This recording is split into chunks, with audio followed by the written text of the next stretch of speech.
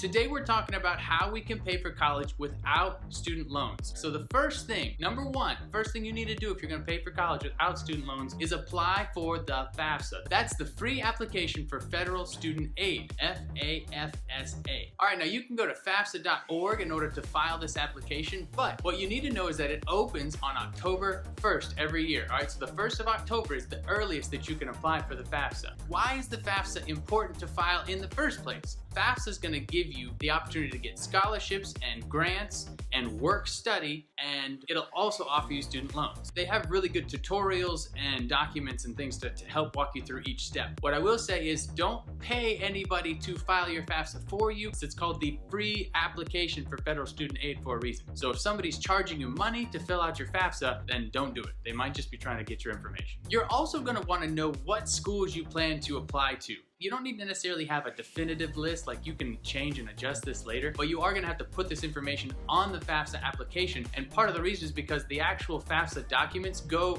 to the schools that you list on the FAFSA. If you want to go to a certain university, you put that school's ID code on your FAFSA application, and then they will send that information over to the school. The school will take all that information into account, and then they will create a financial aid package that they will then mail to you for you to reference. And that package is going to include a lot of the stuff that we're going to talk about in the rest of this video. You can put up to 10 schools on your FAFSA application, so start with that. All right, so part of that letter that you're going to get from the schools is going to include on your FAFSA, and it should be the same from every school, but it's going to be the EFC, and that is the Estimated Family Contribution. Now, it's likely when you get your letter and it has the EFC on there, you probably are going to strongly disagree with that number, all right? The EFC is probably going to be a number that the federal government is looking at your loan, looking at your income, looking at your W-2s, all this information. It's going to go, I think that your family should be able to pay this dollar amount every year for you to go to college. I do want you guys to understand that somewhere in there, there's also going to be student loans, federal student loans, and you might even qualify for more than one federal student loan. I want you to understand that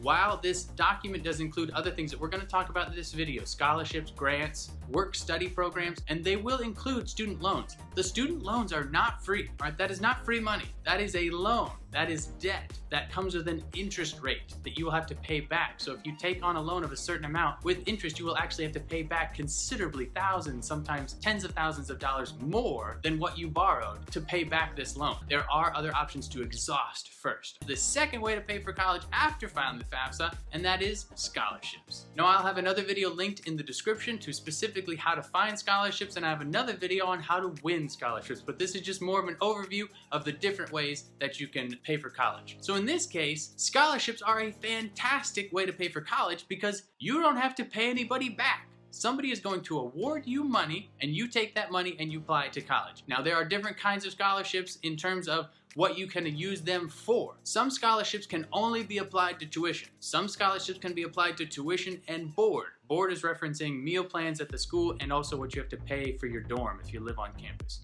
So room and board. Some only apply to that. Some will let you use the scholarship to pay for fees, and some will let you pay for any college expense, which means if you have to go to the store and buy a notebook for a class, then you can use your scholarship money for that. So some scholarship awards have almost no restrictions. You can use them however you want, and some have very strict guidelines on what the money can be used for. So when you win scholarships, you want to look at what the money can be used for and apply it to the right places so you don't end up getting penalized on the back end because you try to use a scholarship for something that it's not allowed to be used for. The other thing I want to clarify is that some scholarships are called needs-based and some scholarships are merit-based. All right, what does that mean? So the merit-based scholarships are things like your grades, your GPA, also things like what kinds of community service opportunities are you involved in, different things that have to do with your sort of moral character. That's all that means. Now, if there's a needs-based component, that typically then throws on a financial threshold, meaning if there's a scholarship that's for a certain needs-based category, they might say if your family, your household income, say your parents, make more than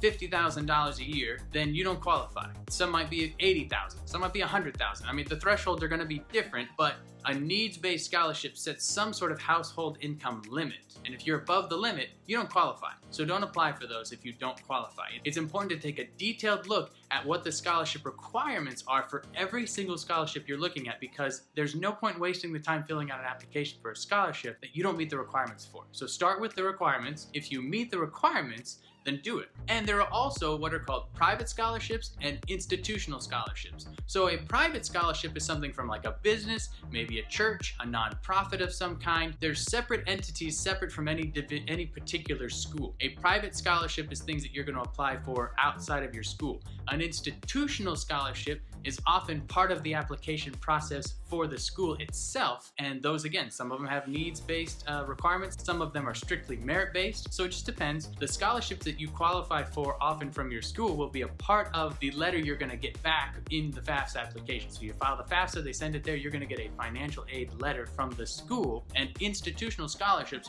will be listed. Private scholarships you win outside of any given school won't be on there. And our next one, another way that you can pay for college without student loans, is called grants.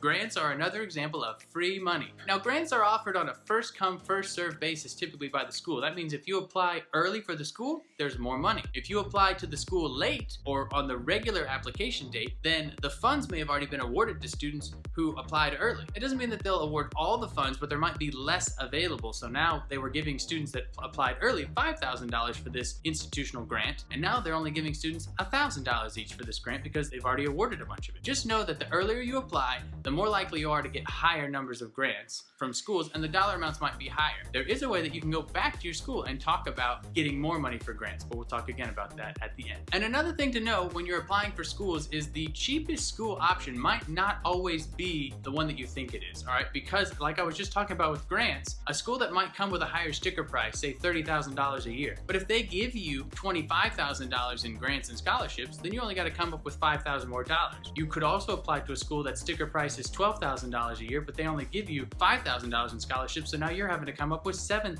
a year. So it doesn't matter necessarily what the initial starting price is, it matters how much you're gonna have to owe after all the financial aid is calculated up together. And that moves into our next category, which is work study. Now you are gonna see work study on the FAFSA application, the financial aid package from your university. Basically, work study is like a part-time job that you're guaranteed to be able to get. Now, which part-time job you choose to get is up to you. There are library positions, there are department positions. You could work within any particular extracurricular like the sports or music departments and just see what's out there. There's a lot of work study opportunities, so try to find something that matches your interests. And you do still have to apply for those opportunities. You don't just get assigned a work study.